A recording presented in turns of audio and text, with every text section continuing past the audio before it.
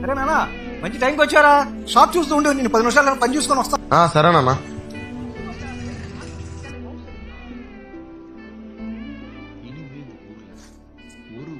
అలాగే ఇంకో బస్తా కూడా వేసారు.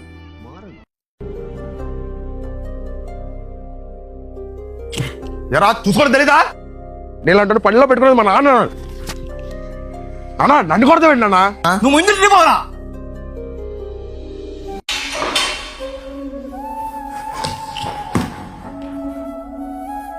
ఏమైందిరా, ఎందుకలా ఉన్నావు?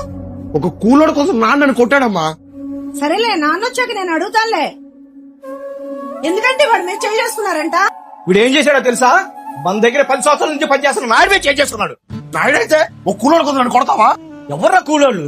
మనకి ఈ రోజు 5,000 నోట్లోకి వెళ్తున్నాయి అంటే మీ అమ్మ ఏసీ కారులో తిరుగుతుంది, నువ్వు నీకు నచ్చిన బైక్ పై తిరుగుతున్నావు అంటే దానికి కారణం ఎవరనుకున్నావురా? ఆ కూలోళ్ళేరా. ఆ కూలోడు అనేవాడే లేకపోతే మనం ఈ రోజు ఈ స్థాయిలో ఉన్నాంరా. కానీ మన కింద పనిచేసేవాడిని ఎప్పుడు తక్కువగా చూడకో. ఆడు మన కింద పనిచేయడంలో మనం జీతాలు అవ్వట్లేదా? వాళ్ళకు మనం జీతాలు మాత్రమే ఇస్తున్నావురా, కానీ వాళ్ళకు మన జీవితాన్ని ఇచ్చారు. ఆ విషయం మాత్రం మర్చిపో. సారీ నాన్న, నేను తప్పు చేశాను. సారీ చెప్పాల్సింది నాకు కాదురా, ఆ పెద్ద ఆయనకి.